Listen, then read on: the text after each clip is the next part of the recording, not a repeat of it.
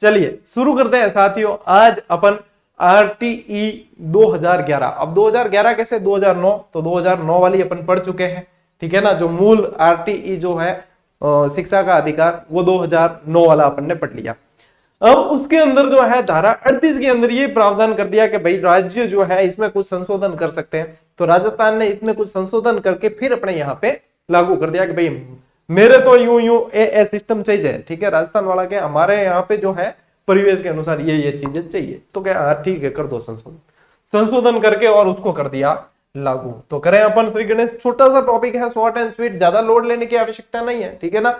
और in class का मतलब ये है, देखो डिस्क्रिप्टिव आप लोगों के पास खूब मटेरियल है पढ़ने के लिए, ठीक है। क्लास का मतलब ये है, उनमें से मैं निचोड़ निकाल के लेके आया हूं कि आपको मुख्य चीजें क्या ध्यान में रखनी, ठीक है ना। उसके इर्द गिर्द शब्द बहुत सारे मिलेंगे, दायरा कितना ही बढ़ा सकते हो, लेकिन जो मूल होता है ना कि हाँ ये चीज तो अपने को याद करनी, वो मैं अंदर से निकाल के लेके आया हूं, यानी धाराओं को इन शॉर्ट करके लेके आया हूं आप लोगों के लिए, सीधा सीधा याद करवाने के उद्देश्य से, ठीक है ना।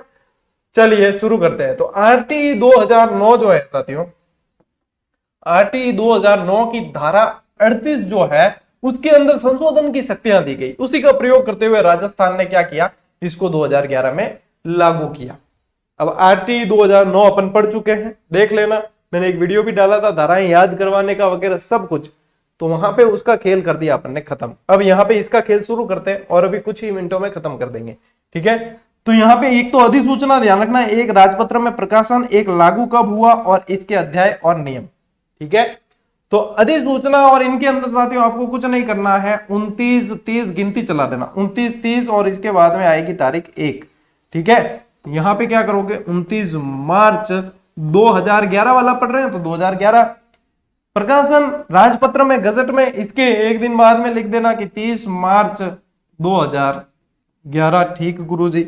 लागू कब हो, लागू हो आप 1 अप्रैल 2011 चल रहा है तो 2011 ही दिमाग में रखना, ठीक है ना, क्योंकि अधिनियम का नाम ही इससे शुरू हो रहा है, तो 2011। अब 11 रखना है, लेकिन 11 से आ जाना है आपको 10 पे, एक कम पे आ जाना, ठीक है। यानी कि इसके अंदर जो साथियों अध्याय है वो है 10, इसके अंदर जो नियम है वो है 29, यानी कि जहां से शुरू किया वहीं पे वापस आ जाना, 29, ठीक है। बीच में 30 1 अप्रैल 2000, क्या वो क्यों तरीको गुरुजी, वही तरीको है अपार, तो भाई जो है यही है, ठीक है। तो क्या है, अधिसूचना कब जारी हुई, 29 मार्च 2011। प्रकाशन कब हुआ गजट में, 30 मार्च 2011। लागू कब हुआ, 1 अप्रैल 2011। अध्याय कितने, 10। धाराएं कितनी, यानी नियम कितने, नियम को ही धारा कह रही है, ठीक है ना। कहीं नियम लिखा मिलेगा, कहीं धारा, ठीक है। मेरे बोलने में मैं धारा ही बोलूंगा और धारा भी सही है, गलत नहीं है। नियम कितने, 29। अब 29 आप लोगों को पता है 20 + 9 29, उनके 29 नियम होते हैं ना, इसलिए 29 कहलाते, तो नियम आप ऐसे याद रख सकते हो, ठीक है। 20 और 9 29 नियम, ठीक। ये है आपके इन शॉर्ट, जो शॉर्टकट में याद रखना है। बहुत हद तक प्रश्न बनने की संभावना रहती है यहाँ, और ये प्रश्न गलत नहीं होने चाहिए। अब बढ़ते हैं अपन आगे। तो नियम 1 जो है साथियों, उसमें क्या है, कोई भी चीज लागू हो रही तो उसका नाम है, उसका प्रसार है कि कितने एरिया पे लागू होगी, कैसे होगा, ठीक है। वो प्रारंभ है, कहां से माना जाएगा, ये सारी चीज बस। तो नियम 1 आपको याद करने की आवश्यकता नहीं, नियम 1 में तो नाम वगैरह परिचय वगैरह वही आए, ठीक है। चलिए नियम 1 जो है वो याद करने की आवश्यकता नहीं। फिर अध्याय 2, अध्याय 1 से नियम 2 शुरू होगा। अध्याय 1 में नियम 2 है, ठीक है। वो क्या है कि परिभाषाएं, अध्याय 1 नियम 2 परिभाषाएं दे रखी है, नाम वाम बता दिया। अब जो है परिचय कराएंगे, परिभाषाएं, ठीक है ना। अब परिभाषाओं में जैसे कुछ शब्द दे रखे हैं, जैसे कि निदेशक, ठीक है, जिला शिक्षा अधिकारी, प्रबंधन समिति, प्राथमिक विद्यालय, उच्च प्राथमिक विद्यालय, बाकी इनकी क्या दे रखी है, परिभाषाएं दे रखी है। जैसे कि निदेशक है, ठीक है ना, निदेशक में भी आपको कौन सा मानना है, प्रारंभिक शिक्षा, ठीक है ना, क्योंकि बात यहाँ आरटी की हो रही है, तो प्रारंभिक शिक्षा। तो निदेशक जो है उस प्रारंभिक शिक्षा विभाग का अधिकारी, पूरा ही हेड, ठीक है, विभागाध्यक्ष हो गया, तो वह निदेशक की परिभाषा दे रखी है। जिला शिक्षा अधिकारी प्रारंभिक, इसमें भी ध्यान रखना, ठीक है, प्रारंभिक जिला शिक्षा अधिकारी। इसमें क्या है, प्रारंभिक शिक्षा जिला, मतलब प्रारंभिक शिक्षा का जिले पर मुख्य प्रभारी अधिकारी हो जाएगा, वो उसकी यही है परिभाषा, ठीक है। प्रबंधन समिति, एसएमसी आप लोगों को बता दी, एसएमसी एसडीएमसी दोनों पढ़ा रखी है, ठीक है, तो ये बता दी। और प्रारंभिक विद्यालय, प्राथमिक विद्यालय, तो प्राथमिक विद्यालय पहली से 5वीं तक की उनकी परिभाषा, और उच्च प्राथमिक में पहली से 8वीं तक के आते हैं, ठीक है ना, उच्च प्राथमिक विद्यालय, ये परिभाषाएं दे रखी है। और इसमें कोई, मैं मारवाड़ी में क्या कहेंगे, मैं कोई बैत पर काम कौन है, यानी कि आसानी से याद हो जाएगा, ठीक है। चलिए साथियों आगे बढ़ते हैं। अध्याय 2 नियम 3 से 5, 2 3 का 5, 5 3 का 2, ठीक है। अध्याय 2 3 से 5, तो नियम धाराएं आ गई आपके 3 से 5। अब धारा 3 क्या कहती है? धारा 3 है कि विद्यालय प्रबंधन समिति की संरचना और कृत्य, एसएमसी की संरचना और कृत्य। एसएमसी अक्षर कितना है? 3। कितना अक्षर है? 3। धारा कौन सी? 3। टंटो खत्म, ठीक। आगे बढ़ते हैं। संरचना और कृत्य, धारा 4 में क्या है कि विद्यालय प्रबंधन समिति की कार्यकारी समिति, कार्यकारी में अक्षर कितना है? 4। धारा कौन सी है? 4। अब कार्यकारी लिखा है, ठीक है, कार्यकारिणी मैंने नहीं लिखा, वो भी लिखोगे तो भी सही होगा याद करवाने के हिसाब से। अब कार्यकारिणी समिति आपको बताई थी, ठीक है ना, साधारण सभा बताई थी, कार्यकारिणी समिति बताई थी। जो 16 सदस्यीय वो समिति है वो कार्यकारिणी सदस्य है, समिति है, तो उसके बारे में यहाँ पे उल्लेख है, ठीक है। ये इन शॉर्ट है ये साथियों। अब इसके इर्द गिर्द बहुत सारे शब्द मिलेंगे, ठीक है। मेन जो चीज है, जो क्योंकि धाराएं भी पूछते हैं ना, तो गहराई से प्रश्न है। ये पूछ रहे कि राजस्थान, ये जो निःशुल्क बाल शिक्षा अधिकार 2011 है राजस्थान के संदर्भ में, इसकी धारा 4 में क्या है? अब ये भी स्तरीय प्रश्न है, ठीक है ना, तो ये स्तरीय प्रश्न है। अब आपको इतना याद रह जाता है कि एसएमसी की कार्यकारी समिति के बारे में सर ने बताया था, तो भी आप बहुत अच्छी पोजीशन में हो। मैं लेवल एग्जाम का जो होता है उसको लेकर चलूंगा, ठीक है ना। मैं ऐसे नहीं करूंगा कि आप तैयारी 3rd ग्रेड की कर रहे हो और मैं आपको स्कूल लेक्चरर के लेवल का पढ़ाऊं, मैं आपको कॉलेज लेक्चरर के लेवल का पढ़ाऊं, ये नहीं होगा। जिन्हें ये लगे कि क्या पता लेवल अप डाउन जो भी है, तो देखो मैं तो लेवल से ही चलता हूं, जो लेवल है। जिन्हें ये लगे तो वो अपने स्तर पे जो है इसको बढ़ा सकता है, घटा सकता है, वो मैं कुछ भी नहीं कर सकता हूं, ठीक है ना। मेरे हिसाब से जो सही है वो है। फिर आपको ये याद हो जाए, इसके बाद में आप गहरे गोते लगाओ भले, लेकिन पहले लगाने से मतलब नहीं है। धारा 5 विद्यालय विकास योजना, ठीक है। धारा 5 क्या कहती है? अब एसएमसी काम हो गया। धारा 5 ये कहती है कि विद्यालय विकास योजना बनाई जाएगी एसएमसी द्वारा, ठीक है ना। अब विद्यालय विकास योजना जो है साथियों, वो 3 वर्ष यह योजना बनेगी और उसमें भी 3 वार्षिक उप योजनाएं होगी। अब ये कब बनेगी कि जो जिस वित्तीय वर्ष में एसएमसी का गठन हुआ है, समझना इस बात को, जिस वित्तीय वर्ष में, ठीक है, जिस वित्तीय वर्ष में एसएमसी का गठन हुआ है, उस वित्तीय वर्ष के अंत होने से 3 माह पहले जो है ये योजना बना दी जाएगी, ठीक है। ये चीज है। अब इसके अंदर जो डिटेल यदि बात करें ना, आपको याद ये रखना है कि विकास योजनाएं है 3 वर्षीय है और उसके अंदर एक एक उप योजनाएं है, ठीक है। अब जिस वित्तीय वर्ष में गठन हुआ है उसके 3 माह पहले तक ये योजना बन जानी चाहिए और 3 वार्षिक योजनाएं, बस इतना याद रख लेना। ये याद रख लिया ना तो आप अच्छी पोजीशन में हो, मानकर चलो, क्योंकि पढ़ने को बहुत सारी चीजें हैं साथियों। सिर्फ एक यही टॉपिक नहीं है जिसमें आपको गहरे गोते लगाने हैं, बहुत सारी चीजें, सारा याद रखना पड़ेगा। यदि सबके अंदर सभी याद रखने जाओगे तो कुछ भी याद नहीं रहेगा। तो इसलिए स्टेप बाय स्टेप आपको आगे बढ़ना पड़ेगा। मैं उसी तरीके से पढ़ा रहा हूं। यदि मैं आप लोगों की जगह तैयारी कर रहा होता या एग्जाम दे रहा होता तो मैं क्या पढ़ता? मैं वह चीज पढ़ाता हूं, बस इतना आप मानकर चलें। यदि मैं क्या पढ़ता और मैं उन्हें याद करता ये चीज, यानी कि जो क्लास में है उसमें कुछ भी भूलने लायक नहीं है, ठीक है, आप उन्हें छोड़ नहीं सकते, ये ध्यान रखना। अध्याय 3 3 दूनी 6, धारा 6 और अध्याय 4 के अंदर 7 से 9, इसको थोड़ा सा सेपरेट कर देना, ये ठीक है ना। ये आपको ये देखो, ये है अध्याय 4 में 7 से 9 है और अध्याय 3 में 3 दूनी 6 है।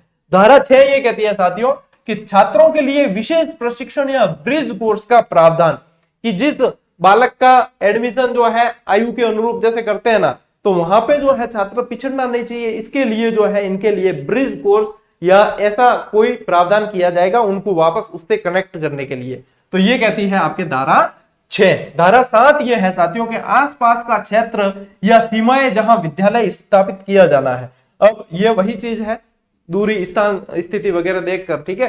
1 से 5 तक जो है 1 से 1.5 किलोमीटर में विद्यालय होना चाहिए और 6 से 8 वाला यानी कि यूपीएस जो है वो 2 से 2.5 किलोमीटर के अंतर्गत होना चाहिए, पैदल दूरी तय की जा सके, वो वाली चीज है। तो यहाँ पे धारा 7 के अंदर यही है, आसपास का क्षेत्र देखकर विद्यालय स्थापित किया जाना है। ये प्रावधान किसमें है? धारा 7 के अंदर है, ठीक है।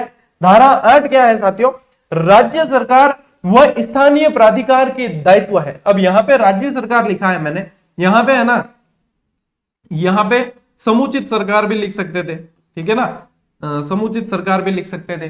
समुचित सरकार का मतलब राज्य सरकार या केंद्र सरकार से होता है, लेकिन यहां पे जो राज्य सरकार ही मैंने लिखा है उसका कारण है कि ये राजस्थान के संदर्भ में पढ़ रहे हैं अपन, है ना, ये अलग से संशोधन करके लागू किया गया है, तो यहाँ पे राज्य सरकार पढ़ेंगे। ठीक, राज्य सरकार और स्थानीय प्राधिकार में बता दिया आपको कि स्थानीय प्राधिकार में जो स्थानीय स्वशासन वाली समिति होती है चीजें, जैसे कि आपके पंचायतें हैं, नगर पालिकाएं हैं, वो इनके दायित्वों का उल्लेख है किसमें, 8 के ठाट में। धारा 9 ये कहते हैं कि स्थानीय प्राधिकारी द्वारा बालकों के अभिलेखों का रखा जाना, ठीक है, बालकों के अभिलेखों का रखा जाने का मतलब यह है कि बालक के आयु संबंधी प्रमाण ये रखा जाना, ये इसके अंतर्गत आ जाएगा। धारा 9 के अंतर्गत स्थानीय प्राधिकार द्वारा बालकों के जो है ये मतलब आयु से संबंधित इसके अंदर आता है, ठीक है ना, तो बालकों के अभिलेखों का रखा जाना वो आ जाएगा आपके धारा 9 के अंदर। देखो ज्यादा लोड लेने की आवश्यकता नहीं है, बिल्कुल आसानी से इजी वे में, है ना, इतना याद हो जाए तो फिर आप भले चाहे जितना दायरा बढ़ा दो, कहीं कोई समस्या आने वाली नहीं है। अब देखो धारा 10 यह है कि दुर्बल वर्ग के बच्चे, अध्याय 5 में आ जाएगी 10 से 15 तक, ठीक है, तो बहुत आसान है याद करना, 5, 10, 15 यही है, देखो याद हो जाएगी, ठीक है। अध्याय 5 पढ़ रहे हो, अब उसमें धारा याद करनी है 5, 10, 15, 5, 10, 15, 20 ऐसे पढ़ते भी तो हो ना, 5, 10, 15 बस इतना याद करना है। और धारा 10 अब देखते हैं अपन, धारा 10 यह है साथियों दुर्बल वर्ग से मतलब है कि गरीबी रेखा से नीचे जीवन यापन करने वाले उन बच्चों को 25% सीटों पर प्रवेश दिया जाएगा। निजी शिक्षण संस्थाएं जो है उनके अंदर रिजर्व रहेगी 25% सीटें उनके लिए, और ये आरटी 2009 में मैं आपको पूरा समझा चुका हूं, ठीक है। तो ये यहाँ पे 25% सीटों वाला यहाँ कहाँ है, धारा 10 के अंदर है। धारा 11 के अंदर है कि राज्य सरकार द्वारा प्रति बालक व्यय की प्रतिपूर्ति, ठीक है, किसके द्वारा, राज्य सरकार द्वारा प्रति बालक, यानी कि आप देखो सरकारी स्कूल में फीस वगैरह लेते नहीं है, लेकिन वहां से जो है उनके ऊपर जितना वहन जैसे व्यय आ रहा है उनकी प्रतिपूर्ति का दायित्व किसका होगा, राज्य सरकार का होगा, ये कहती है धारा 11। धारा 12 साथियों ये आयु प्रमाणीकरण संबंधी दस्तावेज विकल्प, कि विकल्प क्या क्या हो सकते हैं, बाध्य नहीं किया जा सकता लेकिन विकल्प और इसके अलावा क्या क्या हो सकते हैं, ठीक है। तो सबसे पहले ध्यान रखना कि अस्पताल या सहायक नर्स जैसे एएनएम का रजिस्टर है, ठीक है, उसका अभिलेख भी मान्य है, ठीक है, कि एक तो जन्म प्रमाण पत्र यदि जारी किया हुआ है तब तो सबसे पहली चीज तो वो है, यदि वो नहीं है तो फिर विकल्प क्या है पास में, तो यहाँ पे विकल्प के तौर पर आता है कि अस्पताल का रजिस्टर या सहायक नर्स का रजिस्टर है उसके मिलान के आधार पे भी ये भी मान्य है, ठीक है। आंगनवाड़ी अभिलेख कि बच्चे को आंगनवाड़ी में दाखिला दिलाया है कभी भी, तो फिर जो है वहां पे उसके अभिलेख में भी तो लिखा होगा कि भाई इसकी डेट ऑफ बर्थ ये थी या तो वो अभिलेख भी मान्य है। इसके अलावा ये नहीं है तो ये, ठीक है, ये भी नहीं है तो फिर अभिभावक द्वारा जो घोषणा पत्र है कि भाई मेरे टाबर फलानियों है और फलानियों की उम्र इतनी है, वो घोषणा पत्र भी वैलिड है, ठीक है। सबसे पहले यदि जन्म प्रमाण पत्र है तो बेस्ट, नहीं है तो अस्पताल या सहायक नर्स का रजिस्टर, एएनएम का रजिस्टर है वो भी वैलिड है। आंगनवाड़ी अभिलेख, ठीक है। अभिभावक द्वारा घोषणा पत्र कि अभिभावक कहते हैं फलानी की उम्र इतनी है, मार साहब माननी पड़ेगा, मार साहब के बाबूजी सर आंखों पर, तो ठीक है अभिभावक का घोषणा पत्र, बस इसके अलावा ज्यादा क्या चाहिए, हो गया। धारा 13 ये कहती है साथियों कि प्रवेश के लिए विस्तारित अवधि जो है 6 माह है। अब जैसे 30 सितंबर आपको बताई थी प्रवेश के लिए, लेकिन विस्तारित अवधि इसमें 6 माह का प्रावधान बताया, और मान लो कि फलानिये का एडमिशन जो है वो 6 माह के भी बाद हो रहा है, ठीक है, फलानिये का 6 माह के बाद हो रहा है तब, तो फिर उसको जो है उसके कोर्स को पूरा करवाने के लिए अलग से वो ब्रिज कोर्स टाइप का वो करवाना पड़ेगा, ठीक है ना, उसको वापस उस लेवल पे लाने की जिम्मेदारी भी निर्वहन करनी पड़ेगी, ये चीज है। तो विस्तारित अवधि क्या है, 6 माह है, ठीक है। धारा 14 ये कहती है साथियों कि विद्यालयों की मान्यता संबंधी प्रावधान है, ठीक है ना, मान्यता देने संबंधी प्रावधान है धारा 14 के अंदर। और धारा 15 के अंदर क्या है, मान्यता वापसी संबंधी, 14 में देने की है और कोई नियम फॉलो नहीं करे या कोई ऐसी चीज हो गई तो मान्यता वापसी संबंधी भी प्रावधान धारा किसके अंदर? 15 के अंदर है। ठीक है, तो धारा 14 और 15 मान्यता से संबंधित आ गए। ठीक है, अब अध्याय 6 और इसमें जो है 16 से 21 तक की धाराएं हैं। 15 तक हो गई, यहां 16 से 21 तक की है अध्याय 6 में। अब देखो ये बिल्कुल शॉर्ट है साथियों, ये मतलब ये समझ सकते हो आप कि ये ट्रिक्स ही है सारी की सारी। आपको इसके इर्द गिर्द बहुत सारी सामग्री मिलेगी, चाहे कोई भी किताब है, चाहे मेरी किताब भी यदि आप देखोगे ना गाइड में, तो इसके अंदर पूरी डिटेल मिलेगी, क्योंकि किताब फिर जो डेस्क्रिप्टिव होती है वो पूरी डिटेल के लिए होती है, तो ये मिलेगी। लेकिन ये जो है ये नोट्स मेकिंग पैटर्न है कि हमें नोट्स यदि हम बनाते तो हम क्या नोट्स बनाते हैं, हमें क्या चीज उसमें से मुख्य निकाल कर याद करनी है, वो ये क्लास है। ठीक है ना, तो कोई भी ये ना समझे कि सर क्या इतना ही आएगा, क्या हमें और पढ़ना है, या ऐसे कोई कमेंट आते हैं कई बार। ठीक है ना, वहां पे वो आपको समझना है, क्यों मैं पढ़ाता हूं आपको नोट्स मेकिंग पैटर्न पे पूरा का पूरा, कि एग्जाम की दृष्टि से जो बिल्कुल इंपॉर्टेंट है कि एग्जाम में सीधे सीधे बनता है वो ये। अब समझने के लिए जो है वो दायरा आप अपने हिसाब से बढ़ा सकते हो। तो ये है पूरे के पूरे निचोड़ है। धारा 16, धारा 16 कहती है विद्यालय संबंधी न्यूनतम अर्हता। अब न्यूनतम अर्हता यानी कि न्यूनतम उसके लिए पास में ये योग्यता होनी चाहिए। ठीक है, क्या कहती, कौन सी धारा है? धारा 16। याद कैसे रखोगे? देखो 16 वर्ष की बाली उम्र को सलाम, ए प्यार तेरी प्यारी नजर को सलाम, यानी बॉलीवुड के अनुसार प्रेम प्रसंग की न्यूनतम आयु 16 वर्ष है। अब पर कोई कह कौन रिया, ठीक है, ध्यान पड़ियो, कल को कोई लपड़ो होगो तो क्या गुरु जी कहो 16 वर्ष की उम्र, कोई कौन है बॉलीवुड के अनुसार, बॉलीवुड थाने कोई मान्यता है कौन, बॉलीवुड के अनुसार 16 वर्ष की उम्र जो है वो प्रेम प्रसंग के लिए उचित मानी गई है। तो यहाँ पे 16 से अपन को क्या ध्यान रखना है, उल्टी जगह दिमाग नहीं चलाना है, दिमाग ये चलाना है कि 16 के अंदर सर ने किस लिए बताया कि न्यूनतम अर्हता बताई है, इसलिए कि न्यूनतम इतनी उम्र, ये याद करवाने का तरीका है, याद करवाने के हिसाब से बताइए। और यदि 16 नहीं है, न्यूनतम 17 है, तो देखो 17 के अंदर क्या है, न्यूनतम अर्हता शिथिलीकरण, उसके अंदर थोड़ा सा शिथिलीकरण, क्या 17 है, चलो शिथिलीकरण है, आप 17 में शिथिलीकरण आ गया। भाई 18 है, धारा 18 न्यूनतम अर्हता को अर्जित किया जाना, यदि नहीं है तो अर्जित किया जाना है। 18 के बाद में मतलब क्या मिल जाएगा, ग्रीन कार्ड, ठीक है, वोट देने का अधिकार, यानी 18 में तो पूरा फिर आपको अर्जित करना ही, ठीक है ना। ये प्रावधान किसमें है, आपके धारा 18 के अंदर। काम खत्म, 16, 17, 18 विद्यालयों की ये अर्हता से संबंधित हो गई, ठीक है।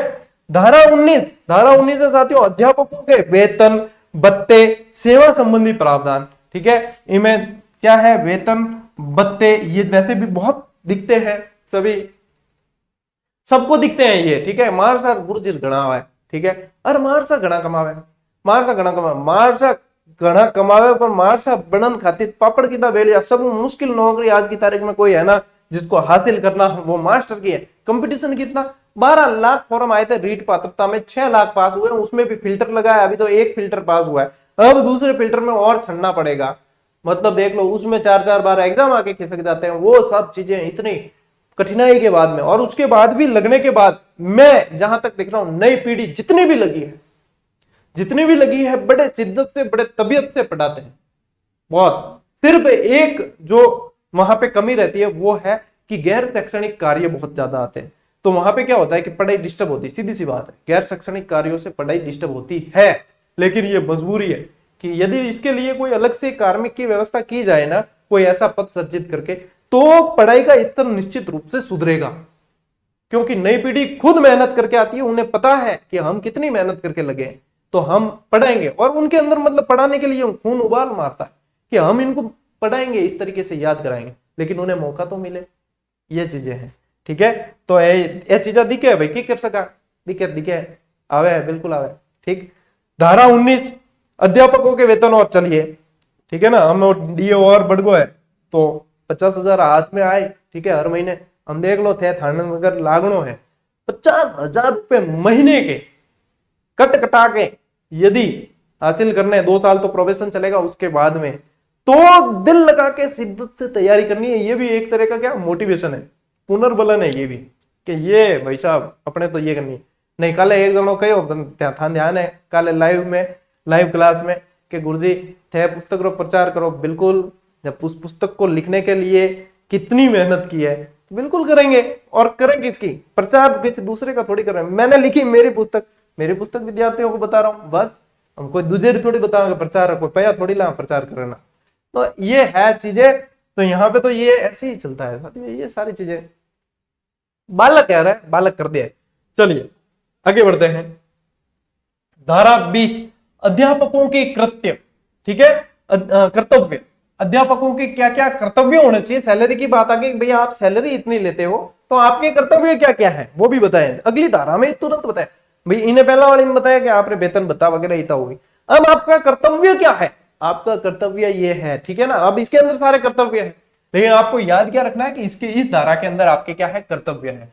धारा 21 के अंदर छात्र शिक्षक अनुपात है। धारा 21 में क्या है, छात्र शिक्षक अनुपात, ठीक है ना। यहां पे आ गया छात्र शिक्षक। अब पहली से 5वीं और छठी से 8वीं और ये आरटी में अपन ने देखा है। अब आते हैं अध्याय 7 पे। अब 7 देखो, 7 में क्या है, धारा 22 और 23 है। धारा 22 में शैक्षणिक प्राधिकारी द्वारा पाठ्यचर्या निर्माण संबंधी, यहाँ पे ध्यान देने लायक शब्द है ये, ठीक है ना। अब ये शैक्षणिक प्राधिकारी वगैरह याद नहीं रहे तो भी टेंशन की बात नहीं है, आपको याद रखना है कि 22 में क्या है, पाठ्यचर्या निर्माण संबंधी प्रावधान। ये चीज मेन ध्यान रखनी है। अब उसे एनसीईआरटी बनाती है, उसे कौन बनाती है, ये चीजें हो गई डिटेल, ठीक है, डिटेल। लेकिन डिटेल की तरफ तब बढ़ोगे जब आपके पास में आपको पहले ये याद होगा कि धारा 22 में है क्या वो याद आएगा, तब आगे बढ़ोगे। तो धारा 22 में याद रखना है पाठ्यचर्या निर्माण संबंधी, ठीक है। धारा 23 के अंदर क्या है, प्रारंभिक शिक्षा पूर्णता का प्रमाण पत्र 1 माह के भीतर के, भाई एग्जाम हुआ उसके 1 माह के भीतर संस्था प्रदान द्वारा जारी करना। अब प्रारंभिक शिक्षा पूर्णता का आपके दिमाग में ये चीज आएगी कि सर प्रमाण पत्र तो जो है वो तो आगे से विभाग के द्वारा आता है, आजकल तो ऑनलाइन वाला सिस्टम हो गया, तो संस्था प्रदान कैसे जारी करेगा, साइन किसके होंगे, प्रिंट निकाल के संस्था प्रदान को उसे सत्यापित करके साइन करके देने पड़ते हैं। तो यानी कि वो जारी फिर कौन करेगा, उस विद्यालय का संस्था प्रदान उसे जारी करेगा, प्रधानाध्यापक जारी करेगा। तो धारा 23 के अंतर्गत यह है। अध्याय 8 और अध्याय 8 में है 24 और 25। धारा 24 है साथियों की अध्यापकों की शिकायत निवारण, ठीक है। अध्यापकों की कोई शिकायत है उसका निवारण यहां पे धारा 24 के अंदर, और अभिभावकों की कोई शिकायत है तो उसका निवारण जो है वो धारा 25 के अंदर है, ठीक है ना। अभिभावकों की कोई शिकायत है तो अभिभावकों की शिकायत सबसे पहले किसके पास आएगी, एसएमसी के पास आएगी। यदि एसएमसी उसे नहीं सुलझा पाती है तो एसएमसी के परिवार चले जाएंगे फिर सीबीओ के पास, सीबीओ से फिर जाते हैं जिला शिक्षा अधिकारी के पास। तो ये जो है अभिभावकों की शिकायतों से संबंधित है। धारा 24 अध्यापकों की शिकायतों से संबंधित है। अध्याय 9, ठीक है, अध्याय 9 में साथियों धारा 26 से 28 तक है, ठीक है। धारा 26 है कि इसमें क्या है, राज्य बाल अधिकार संरक्षण, अपने सलाहकार आयोग वगैरह ये सारी चीजें हैं अब इसमें। तो राज्य बाल अधिकार संरक्षण आयोग के कृत्यों का निर्वहन ये है धारा 26 के अंदर। धारा 27 के अंदर है साथियों राज्य बाल अधिकार संरक्षण आयोग के समक्ष परिवाद प्रस्तुत करना। यदि कोई शिकायत है, परिवाद प्रस्तुत करना और उसका तरीका है वो किसके अंदर है, परिवाद प्रस्तुत किस तरीके से करना है वो किसके अंदर है, वो पूरी नियमावली है आपके धारा 27 के अंदर। यहाँ पे क्या है, इस आयोग के कृत्यों का निर्वहन, कि ये कैसे कृत्यों का निर्वहन करेगा उसके बारे में प्रावधान। यहाँ पे कि परिवाद को प्रस्तुत कैसे करना है इसके बारे में प्रावधान। धारा 28 में क्या है, राज्य सलाहकार परिषद का गठन और कृत्य, यानी कि राज्य सलाहकार परिषद का कार्य क्या है, सलाह देना है। तो यहाँ पे वो सलाह देने के उसके जो कार्य है वो बताए गए धारा 28 के अंदर। और धारा 29 के अंदर साथियों है नियमों संबंधी शंकाओं का निवारण करना। यदि नियमों से संबंधित कोई शंकाएं हैं तो उनका जो है सॉल्यूशन करना, वापस से उनका क्या करना, निवारण करना, ये है आपके इसके अंदर। अब मैं एक बार आपको है ना, एक विद्यार्थी का कमेंट आया था कि सर लास्ट में जो है रिकॉल कर दिया करें। मैं चाहे जवाब दे पाऊं किसी के कमेंट के या नहीं दे पाऊं, लेकिन मैं जितना मुझे समय मिल जाता है मैं कमेंट पढ़ने की कोशिश करता हूं कि विद्यार्थियों की और क्या इसमें कहीं प्रॉब्लम आ रही है, ठीक है। अब देखो जो कंफ्यूजन के शिकार हैं उनका कुछ नहीं किया जा सकता, क्योंकि मतलब बाजार में किताबें इतनी है, मैटर इतना है कि यहाँ पे ये आ गया वहां पे वो आ गया, तो कंफ्यूजन तो सिर्फ आपका आप खुद ही दूर कर सकते हो। मेरे अनुसार जो सही है वो मैंने पढ़ा दिया, किसी और के अनुसार, क्योंकि इतिहासकारों में भी मतभेद होता है, कई सारे सोर्सेज में मतभेद होता है, तो कंफ्यूजन जो 2% मैटर पे कंफ्यूजन रहता है वो दूर कोई नहीं कर सकता, वो तो आपका आप ही कर सकते हो, ठीक है। तो वहां पे तो कोई बताने की आवश्यकता ही नहीं है।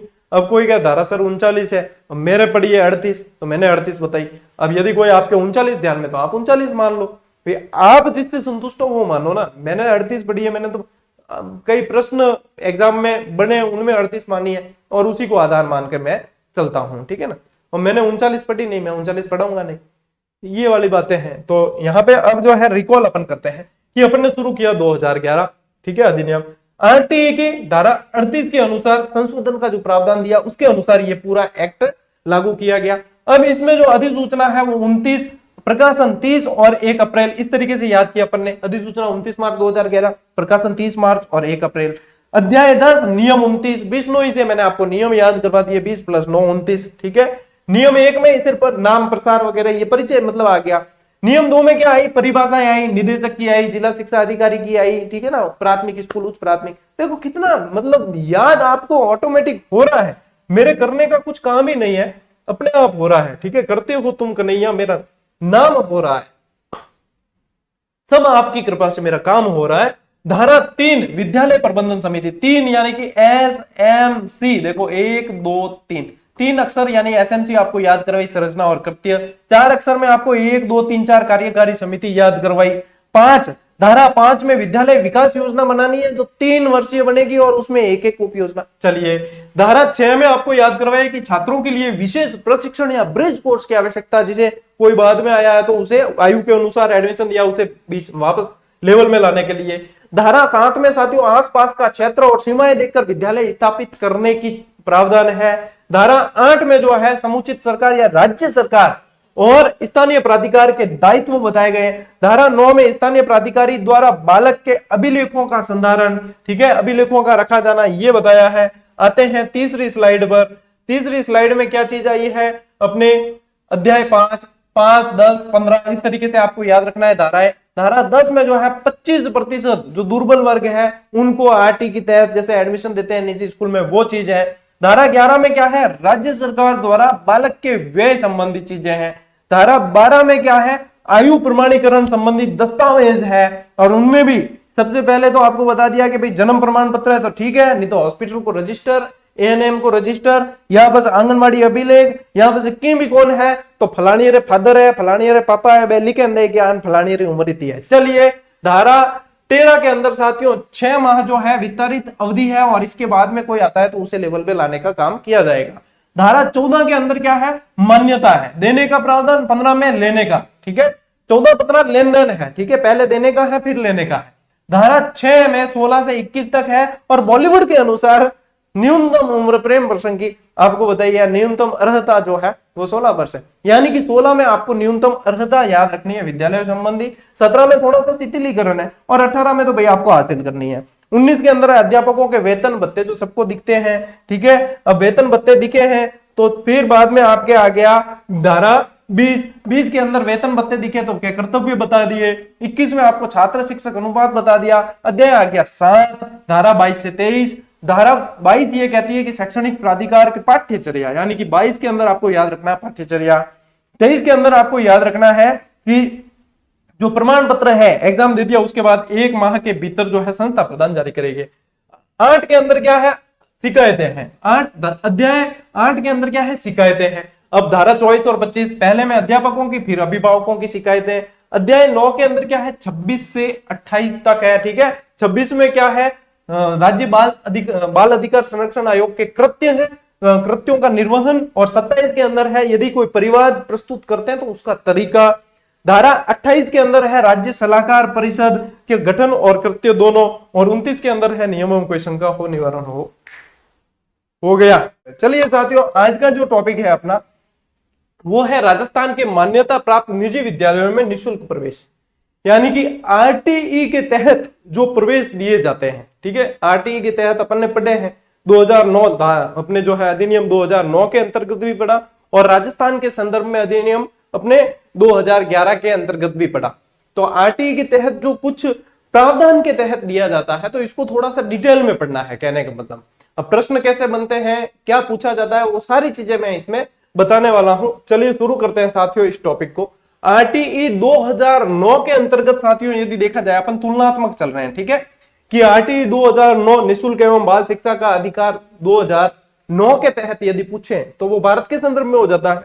2009 के तहत पूछे तो धारा 12 क और उसमें भी ग के अंतर्गत ये प्रावधान है कि आरटीई के तहत 25% बालकों को निशुल्क अपने क्या करना है, एडमिशन देना है, प्रवेश देना है निशुल्क। किसमें? निजी संस्थाओं में। और वो कौन से होते हैं? दुर्बल बालक, अभावग्रस्त बालक, असुविधाग्रस्त बालक, वो होते हैं सारे। ठीक है, तो ये एक तो मोस्ट इंपॉर्टेंट प्रश्न है वो ये यहीं से आएगा। ठीक है ना, आपके कि ये पूछ सकते हैं कि आरटी 2009 के तहत किसके अंतर्गत जो है, किस धारा के अंतर्गत निशुल्क प्रवेश की बात है। तो 12 के और ग, ठीक है, 12 एक और ग, ये ध्यान रखना। ठीक, यदि यही चीज 2011 के संदर्भ में, यानी कि राजस्थान के संदर्भ में पूछे कि राजस्थान में देखो आरटी की धारा 38 के उसको काम में लेकर कुछ संशोधन करके इसको लागू किया गया, तो ये 2011 के नाम से जाना गया। तो यहां पे जो है साथियों, यहां पे यदि पूछते हैं आपको तो कुछ भी नहीं करना है, 11 से 1 कम कर लेना और 10 याद रखना। ठीक है, यहां पे क्या करना है, 10 याद रखना है, नियम 10 के तहत। और यहां पे है ना आरटी 2009 जब मैंने पढ़ाया था आपको बताया था कि 12 दूना 24 नहीं, अपने करना है 25, ये बताया था। और इस तरीके से आपको याद हो रहा है। और यहां पे क्या करना है, यहां पे 11 से 1 कम करना है तो 10। तो मोस्ट जो संभावना रहेगी प्रश्न बनने की वो यहां से ज्यादा रहेगी। या तो राजस्थान के संदर्भ में धारा पूछ सकते हैं या ये पूछ सकते हैं। अब जो एडमिशन जो होते हैं वो कितने प्रतिशत सीटों पर होते हैं? 25%। ये सामान्य प्रश्न है, ये सभी के सही होगा यदि बनता है तो। ठीक है ना, लेकिन ये गलत करने वाले सीधे पिछड़ेंगे। तो ये 25% तो आपको कहीं कोई इसके बारे में डाउट रखना ही नहीं है। ठीक है, फिर बात करते हैं कि जो निशुल्क प्रवेश होंगे तो बालकों के जो शिक्षा पर जो खर्च होता है उसका जो है वहन कौन करेगा, जो व्यय होता है उसका वहन कौन करेगा? फीस पुनर्भरण। तो ये अपन ने जब 2011 वाला अधिनियम पढ़ा उसके अंदर बहुत अच्छी तरीके से पढ़ा है। तो ये जो फीस पुनर्भरण है साथियों, यदि इसके अंदर बात करें आरटी 2009 में, तो धारा 12(2) के अंदर इसका प्रावधान है कि सरकार द्वारा ये वहन किया जाएगा। ठीक है, किसके द्वारा? और सरकार में भी यदि पूछे, राज्य सरकार द्वारा। ठीक है ना, राज्य सरकार द्वारा ये वहन किया जाता है। और 11 के अंदर जो है, नियम 11 के अंदर ही ये इसका उल्लेख है। तो 2000 राजस्थान के संदर्भ में नियम 11 के अंदर है कि इसे वहन कौन करेगी? सरकार करेगी। और यहाँ पे अपने जो है 2009 वाली है आरटी 2009, उसमें 12(2) के अंतर्गत ये है। तो ये कुल मिला के ये जो स्लाइड है ना, ये दिख रहा सिंपल है, ये जो है मैं निचोड़ निकाल के लाया हूं आप लोगों के लिए, जो प्रश्न सीधे बनते हैं। ये दिख रहा सिंपल है लेकिन ये बहुत ज्यादा इंपॉर्टेंट है। ठीक है ना, ये पूरी स्लाइड बहुत ज्यादा इंपॉर्टेंट है। तो इसमें अपन ने क्या समझा है कि सबसे पहले प्रवेश जो देंगे 25%, वो किसके अंतर्गत देंगे? तो 2009 के धारा आरटी 2009 के अंतर्गत धारा 12(1) में, और 2011 में 1 कम करके 10 याद रखना है। 25% सीटों पे एडमिशन देना है। वे जो होगा वो उसका पुनर्भरण राज्य सरकार करेगी। इसमें 12(2) कहते हैं और इसमें 11 के अंतर्गत ये प्रावधान है। ठीक है, कहीं कोई समस्या है क्या? कहीं भी नहीं होगी। अब थोड़ा सा आपको याद ही करना होगा, बाकी क्या है निचोड़ तो निकाल के आ गया है। अब देखो प्रवेश सत्र, यानी कि ये इसके अंतर्गत जो 25% ये सीटें हैं, इस पे प्रवेश कब से शुरू किए गए? 2012-13 से शुरू किए गए। ठीक है ना, एक एक चीज मैं सीधा निकाल के दे रहा हूं आपको, सीधी याद ही करनी कि ये सारी चीजें पढ़ ली। इसके बाद में फिर प्रश्न बनता है कि प्रवेश कब से दिए गए। भाई अपन जब पढ़ते थे, जैसे अपने एडमिशन मेरा पहली में हुआ होगा तब नहीं था ये प्रावधान। ठीक है ना, बाद में धीरे धीरे होती है ये, क्यों आरटी तब लागू नहीं हुआ तो प्रावधान कहां से होगा। तो फिर ये जो है 2012-13 के अंदर शुरू किया गया। अब इसमें क्या है, ये मतलब बहुत ज्यादा इसके अंदर मतलब श्रम साध्य है, यानी कि बहुत सारे कार्य होते हैं इसके अंतर्गत। अब इतने कार्य हैं तो वो सारे कैसे किया जाए, तो इसको ऑनलाइन करने की सोची कि ये जो है प्रवेश फॉर्म है वो भी ऑनलाइन भर जाए और ऑनलाइन ही सारी सूचना आ जाए। स्कूल वाले भी ऑनलाइन एक साइट पे चढ़ा दे, पोर्टल पे, वहां से देख ले, फिर लॉटरी सिस्टम से चयन हो जाए, फिर जो आपके जैसे प्रक्रिया होती है ना उस तरीके से, तो काफी आसानी हो जाएगी। तो फिर क्या किया कि कुशल मॉनिटरिंग हेतु सत्र 2013-14 से कार्य ऑनलाइन करने का निर्णय लिया गया। अब देखो प्रवेश देने का कार्य 2012-13 में, जब 12-13 में शुरू किया तो इनको परेशानी आई काफी सारी, तो फिर 13-14 से क्या कर दिया कि ऑनलाइन वाला काम दे दिया। ये इस तरीके से याद, स्टेप बाय स्टेप आगे बढ़ना है। ठीक है ना, अब ऑनलाइन दे दिया। अब ऑनलाइन दिया तो भैया ऑनलाइन करे कौन? भाई कोई ना कोई कंपनी तो होनी चाहिए जो ऑनलाइन संभाल सके। जाने थे जीजीडी ऐप माते प्रैक्टिस करो। ठीक है, अब प्रैक्टिस करो तो मैं जीजीडी ऐप कोई तो कोई टेक्निकल कोई हुई बंदा जिन्हों बनाई, तो इसलिए जो है इसका मतलब पोर्टल तैयार कौन करे, तो इसका कार्य दिया गया एनआईसी को। ठीक है, एनआईसी द्वारा इनके पोर्टल तैयार किया गया। एनआईसी का मतलब है नेशनल इंफॉर्मेटिक सेंटर, ठीक है। और ये जो जैसे अपनी शिक्षा विभाग की साइट है साला दर्पण, ठीक है ना, ये साला दर्पण की का ही होम पेज जो होता है उसका मैं स्क्रीनशॉट काट कर लगाया है मैंने यहाँ। तो एनआईसी की यहाँ पे आप फुल फॉर्म भी देख सकते हो, नेशनल इंफॉर्मेटिक सेंटर, याद कर लेना, अच्छी चीज है। और साला दर्पण की जो मतलब साइट बनी हुई है, जो पोर्टल बना हुआ है, वो भी एनआईसी के द्वारा ही संचालित है, ठीक है ना, ये पूरी इंफॉर्मेशन इसकी है। तो यहाँ ये स्लाइड अब मतलब दिख रहे बिल्कुल कम है कि ये क्या है, ये तो आसानी से याद हो जाएगी चीजें, लेकिन ये जो है एक निचोड़ निकाल कर लाया हुआ है, तो इसे हल्के में मत लेना। ऐसी क्लासेस आप, हालांकि मेरे कहने का काम नहीं, आप कंपेयर करके देखते हो, ये है कि पेड कोर्स कई लोगों ने ले रखे हैं लेकिन वो पढ़ रहे हैं यहाँ से, तो मतलब एक वो चलन होता है, एक वो भेड़ चाल सी हो जाती है कि क्या पता यहां से कोई कमी नहीं रह जाए, क्या पता गौरव सर कहीं कमी रख दे के वो पैसे लेकर पढ़ा रहे हैं तो वो कमी नहीं रखेंगे, वो पूरा पूरा देंगे। तो वहां पे पैसे देने के बाद भी कई लोगों का जी दुख रहा है, वो आते हैं मैं कभी कभार फेसबुक खोल के देख लेता हूँ ना, तो वहां पे किसी ने कोई कोर्स ले रखे होते हैं पेड, वो आधी रेट में बेचते फिर रहे कि मैंने फलानी कोचिंग का कोर्स लिया, आधी रेट में किसी की चाहिए तो ले लो।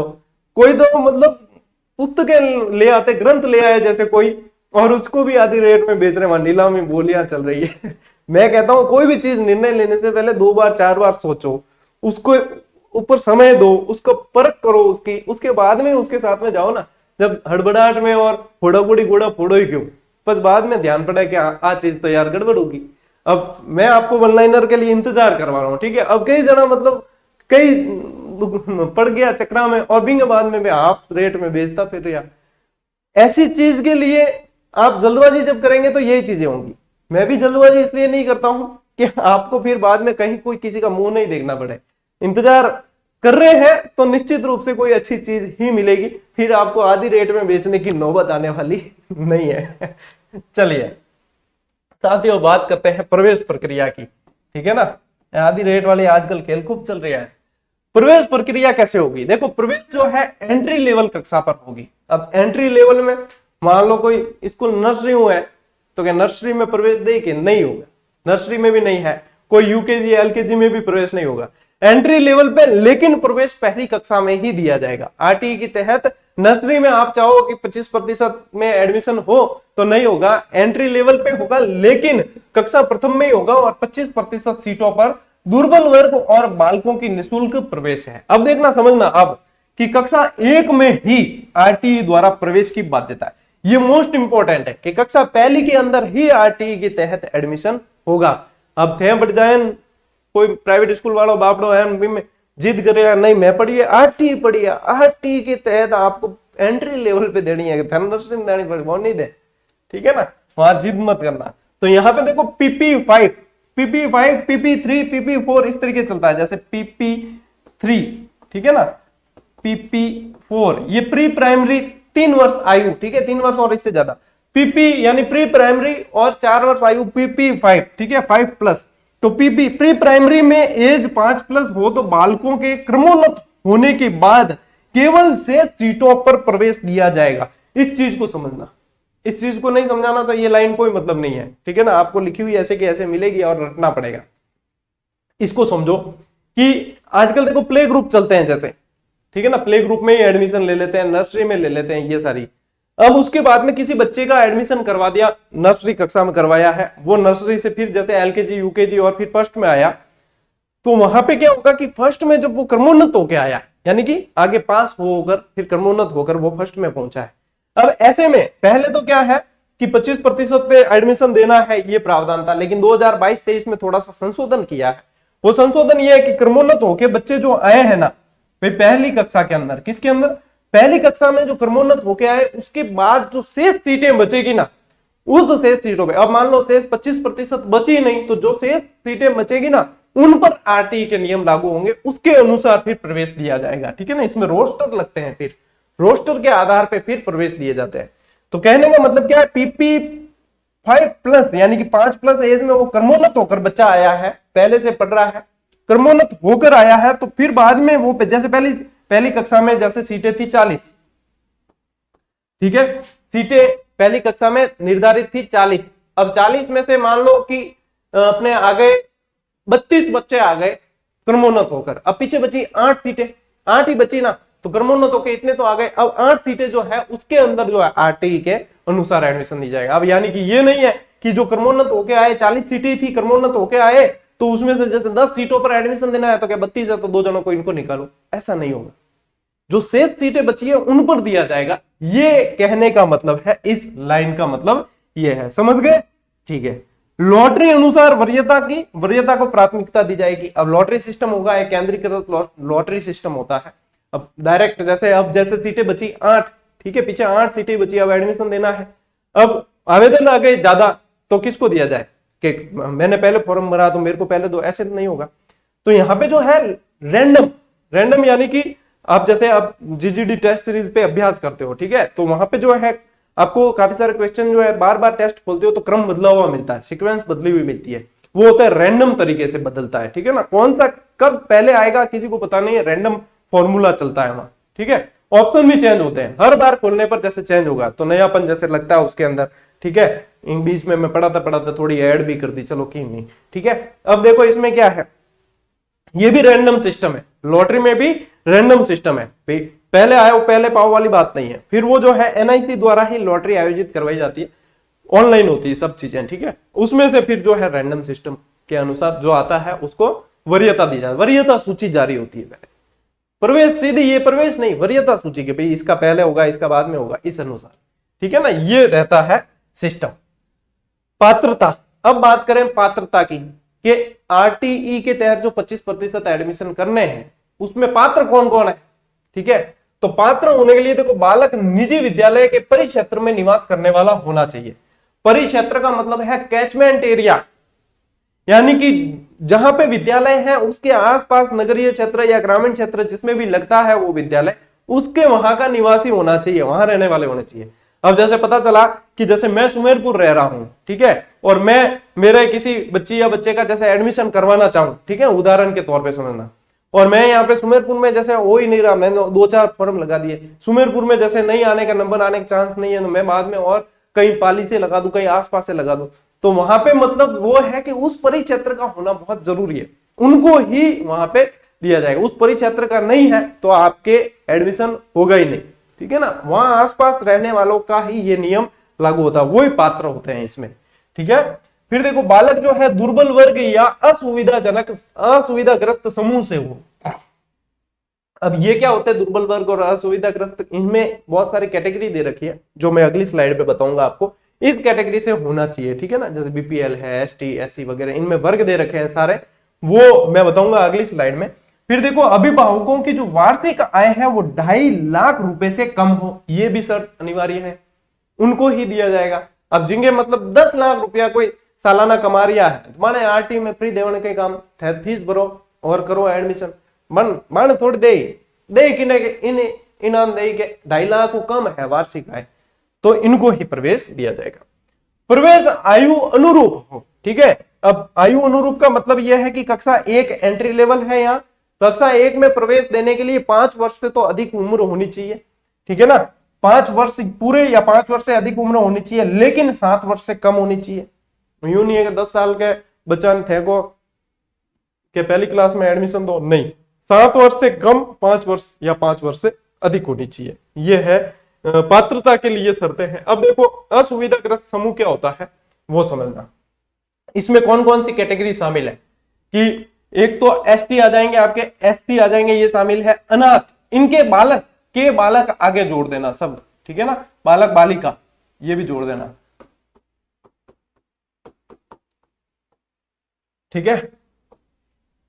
अनाथ कोई है बालक तो वो आ जाएंगे, ठीक है। एचआईवी या कैंसर प्रभावित कोई बालक या उन माता पिता के संतान है तो वो आ जाएंगे इसके अंदर।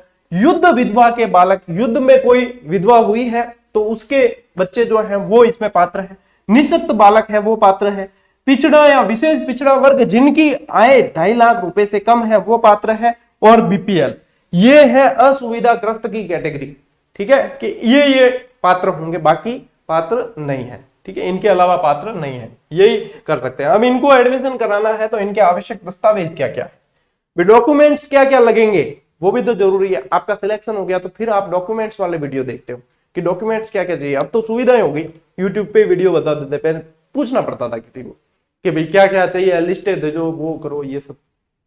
तो ये है डॉक्यूमेंट्स। जन्म प्रमाण पत्र, ठीक है, यदि उपलब्धि नहीं है तो, कि जन्म प्रमाण पत्र है ही नहीं, तो मैंने आपको आरटी 2011 वाली पढ़ाई थी, उसके अंदर बताई थी, यही चीजें बताई थी कि अस्पताल या नर्स एएनएम का रजिस्टर वो भी मान्य है, ठीक है। आंगनवाड़ी अभिलेख, आंगनवाड़ी में एडमिशन कराया, वो भी तिथि यहां से मान्य है। आधार कार्ड मान्य है, ठीक है ना, आधार कार्ड भी मान्य है, ये सारी चीजें मान्य है। और इसके अलावा जो है अभिभावक अपने क्या कहते हैं, स्व घोषणा प्रमाण पत्र भी दे सकते हैं, ठीक है ना। फिर देखो निवास प्रमाण पत्र, और क्या चाहिए, निवास प्रमाण पत्र चाहिए। अब निवास प्रमाण पत्र में जैसे मूल निवास आ गया आपके, ठीक है, आधार कार्ड आ गया, वोटर कार्ड आ गया, ये भी मानते हैं, वोटर कार्ड को भी माना है, वोटर आईडी जो होती है उसको माना है। लाइट और पानी के बिल भी मान्य है, लेकिन 6 महीने से ज्यादा पुराने नहीं होने चाहिए। ये सारी चीजें इसमें बताई गई है कि ये जो है पात्र, मतलब निवास प्रमाण पत्र के अंदर ये भी चाहिए, तो निवास प्रमाण पत्र भी जरूरी है। अब देखो प्रक्रिया और आगे क्या रहती है कि अभिभावक जो है www.rajpsp.nic.in से पोर्टल पे आवेदन कर सकते हैं, ठीक है। अब आवेदन कहां से होगा, वो यहां से होगा, इस पोर्टल से। अब एनआईसी को देखो ठेका दिया है बनाने का, तो एनआईसी ने ये पोर्टल जारी कर दिया, ये वेबसाइट के, इस वेबसाइट पे पूरी प्रक्रिया पूरी अंदर जो कौन से डॉक्यूमेंट चढ़ेंगे क्या है, जैसे आप भर्ती के फॉर्म भरते हो उसी तरीके से इनके भी फॉर्म भरे जाते हैं, वरीयता के आधार पे वहां पे भी स्कूल चयनित करनी पड़ती है, सारी चीजें। तो ये इस तरीके से चलेगा। Rajasthan private school app, Android app है, प्ले स्टोर से डाउनलोड करते हैं, तो राजस्थान प्राइवेट स्कूल ऐप से भी यह आवेदन किया जा सकता है। सुविधा सारी की सारी है, सब सुविधाएं हैं, और ये किसमें, मान्यता प्राप्त जो विद्यालय हैं उनके अंदर ही है, ठीक है। और मान्यता किसमें मिलेगी, किसमें निरस्त होगी, ये सारी चीजें मैं पढ़ा चुका हूं, क्योंकि आरटी पूरा अपन पढ़ के आए हैं, फिर इस कक्षा तक पहुंचे हैं, ठीक है ना। तो जो नए विद्यार्थी हैं वो पिछली क्लासेस देख लें, और क्लासेस की जो पीडीएफ है वो टेलीग्राम समूह पे उपलब्ध करवाई जाती है, जहां लगभग 90,000 विद्यार्थी ऑलरेडी जुड़े हुए हैं। और ये पीडीएफ जो है लगभग आपको रात के समय मिलती है हर क्लास की। और उसके अलावा भी आप सिर्फ पीडीएफ के भरोसे नहीं रहे, क्योंकि कंटेंट तो भरा पड़ा है चारों तरफ, आपको समझना जरूरी है, याद रखना जरूरी है। तो क्लास देखें, उसके बाद में आप नोट्स बनाने के लिए उन पीडीएफ का उपयोग कर सकते हैं, क्योंकि मुझे जो है बार बार आपको स्क्रीनशॉट लेने का जो समय देना होता है सॉरी, वो याद नहीं आता कि स्क्रीनशॉट लेना है, फ्लो में निकल जाता है, याद ही नहीं आता, ठीक है ना। अब देखो प्रक्रिया में विभिन्न और ध्यान दिए जाने वाली बातें इन शॉर्ट में आपको बता रहा हूं, क्योंकि अपन नोट्स मेकिंग पैटर्न पे चल रहे हैं, मैं पूरी चीजें वो ऐसे नहीं बताऊंगा आपको, क्योंकि अपने समय बचाना है, और समय बचाकर संपूर्णता की ओर बढ़ना है, ठीक है ना। चलिए, और ध्यान देने लायक बातें क्या है कि चयन जो है केंद्रीकृत लॉटरी प्रक्रिया के जरिए एनआईसी द्वारा होगा, ठीक है, एनआईसी करेगा। अब एनआईसी पोर्टल उनके द्वारा संचालित है, तो वो इसको संचालित करवाएंगे, ठीक है ना, राज्य सरकार के निर्देशों पर। तो उनके द्वारा होगा केंद्रीकृत लॉटरी प्रक्रिया द्वारा, एक निश्चित प्रक्रिया द्वारा। ये प्रवेश है तो केवल वरीयता सूची होगी, ठीक है ना। ये जो लॉटरी के बाद में जो सूची देगा वो सिर्फ वरीयता सूची होगी, कि वरीयता क्रमांक के अनुसार सूची होगी, वो फाइनल एडमिशन लिस्ट नहीं है, तो इसको भी ध्यान में रखना है।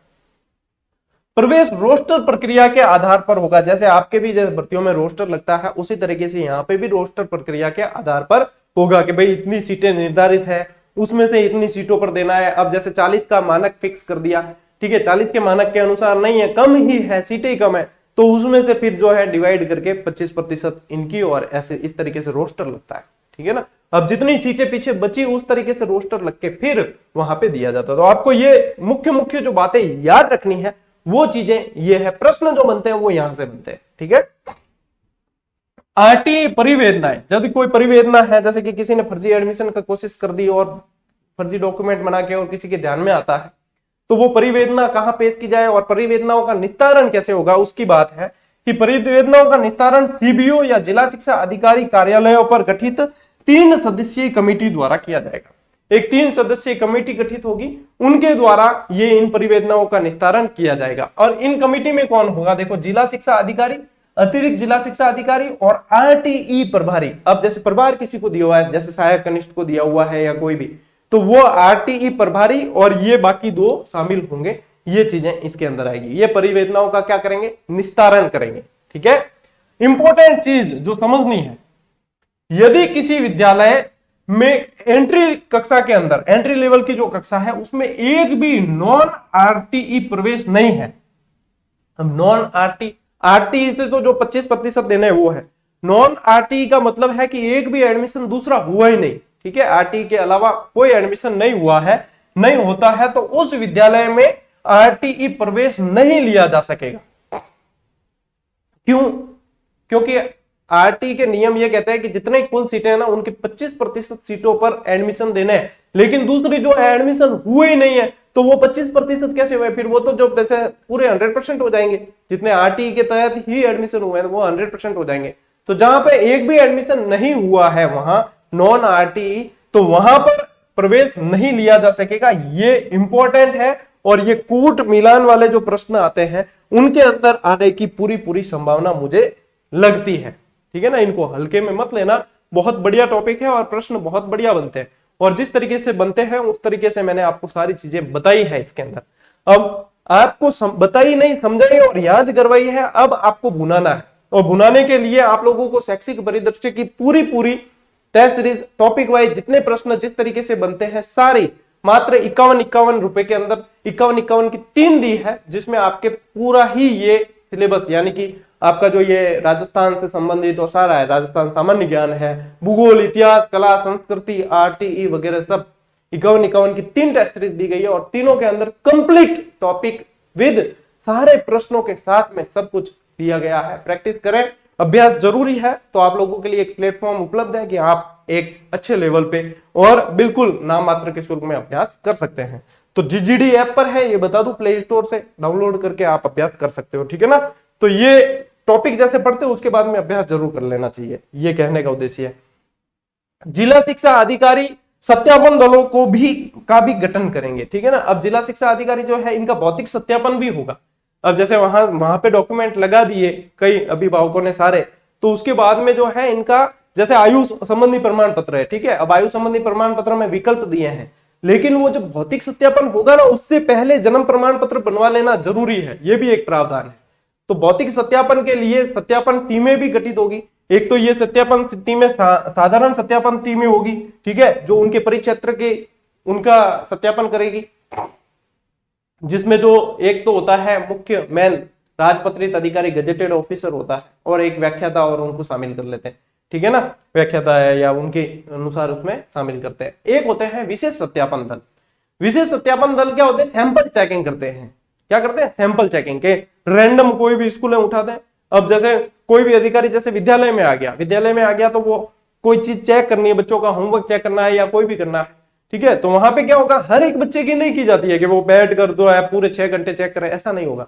वो सैंपल चेकिंग करेंगे, किसी भी बच्चे की ले ली 2-4 की, और फिर देखेंगे कि हाँ वो, तो ये सैंपल चेकिंग भी जो है विशेष सत्यापन दल भी गठित होते हैं, जो सैंपल चेकिंग करते हैं, जो जिला शिक्षा अधिकारी के वहां से गठित होते हैं। ठीक है, तो ये चीजें हैं साथियों, आपके आती है मान्यता प्राप्त विद्यालयों में निजी प्रवेश से संबंधित जो भी मुख्य जितनी चीजें हैं जहां से प्रश्न बनते हैं। ठीक है ना, वैसे तो अब यदि आप डॉक्यूमेंट इनके डाउनलोड करो साइट से तो आपके डॉक्यूमेंट पूरे 100 पेज के भी मिल जाएंगे। ठीक है, लेकिन वो जो इंपॉर्टेंट चीजें यानी जो एग्जाम की दृष्टि से जरूरी है, एग्जाम में प्रश्न जिस अकॉर्डिंग बनते हैं, वो सारी चीजें मैंने क्लास में देने की कोशिश की है। अब देखो, ज्ञान का दायरा, ज्ञान अनंत है, जितना दायरा बढ़ाना चाहो बढ़ाना है, लेकिन ये चीजें कंठस्थ होनी चाहिए और ये चीजें आपको पिछड़ने नहीं देगी, क्योंकि आप इसको करने के बाद में किसी से भी जो कहीं कोई जैसे कोई कोचिंग में कर रहा है या आपका कोई विश्वास है कि वो बहुत अच्छी तैयारी कर रहा है, उससे डिस्कस करके उससे पूछ कर देखे कि आपका लेवल वास्तव में सही है या नहीं है। और मैं विश्वास के साथ कह सकता हूं कि आप अपने आप को उससे बेहतर पाओगे जब ये चीजें पढ़ो। क्यों, ज्यादा भ्रम में माया जाल में फंसने की आवश्यकता नहीं है, यहाँ पे स्मार्ट स्टडी की आवश्यकता है। जो इसे समझते हैं वो अच्छी तरीके से समझ पाएंगे, और ये चीजें जब कवर हो जाती है ना, बहुत अच्छी पोजीशन में आप हो, उसके बाद में आप दायरा बढ़ाने की सोच सकते हो। जब तक यही याद नहीं है, आप समझ जाओ कि आपको इससे आगे दायरा नहीं बढ़ाना है, ये चीजें याद हो गई, फिर आप दायरा बढ़ाने की सोचो कि इतना मुझे बिल्कुल कंठस्थ है, मैं बिल्कुल बहुत अच्छी पोजीशन में आ चुका हूं या आ चुकी हूं, उसके बाद में आप जितना मर्जी उतना दायरा बढ़ा दीजिए, कोई मना करने वाला नहीं है। लेकिन ये अनिवार्य है। ठीक है ना, ये जरूर कर लेना, प्रश्न बहुत बनेंगे। चलिए साथियों, मिलते हैं अगली क्लास में, अगले वीडियो में। तब तक के लिए राम राम, जय हिंद।